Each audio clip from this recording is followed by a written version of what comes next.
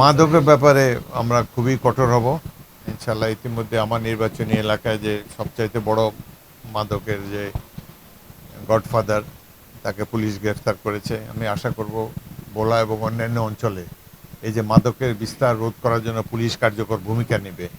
এ ব্যাপারে ভোলার পুলিশ সুপারকেও আমি বলেছি, তারা এ ব্যাপারে ব্যবস্থা নেবে। এই মাদক সর্বগ্রাসী একটি ব্যাধি, এটি আমাদের জাতির স্বার্থে দূর করা উচিত। এবং ভোলার যে আমরা ইতিমধ্যে সংসদীয় প্রধানমন্ত্রী বলেছেন বা বরিশালে ওখানে বলেছেন যে ভোলা বরিশাল সেতুর জন্য তিনি চেষ্টা করবেন। আমরা সর্বাত্মক চেষ্টা করব। স্পিকারের কোনো ক্ষমতা নাই, তবুও আমরা সংসদ সদস্য মন্ত্রী তাদেরকে ইনফ্লুয়েন্স করতে পারবো যে আপনারা ভোলা দেশের তত সমৃদ্ধ একটি জেলা, এখানে গ্যাসের সবচাইতে বড় রিজার্ভ এখানে রয়েছে।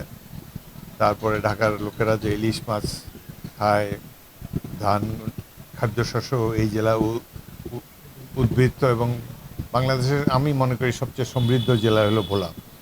সুতরাং এই জেলায় এই যে একটি ব্রিজের অভাবে মানুষের অনেক সাফারিং আছে, এটা দূর করার জন্য সরকার নিশ্চয়ই প্রয়োজনীয় ব্যবস্থা গ্রহণ করবে। এবং এছাড়াও ভোলা দ্বীপাঞ্চল হিসাবে এখানে চিকিৎসা সুবিধা অপ্রতুল, এখানে একটি মেডিকেল কলেজ হলে জনগণ অত্যন্ত উপকৃত হবে।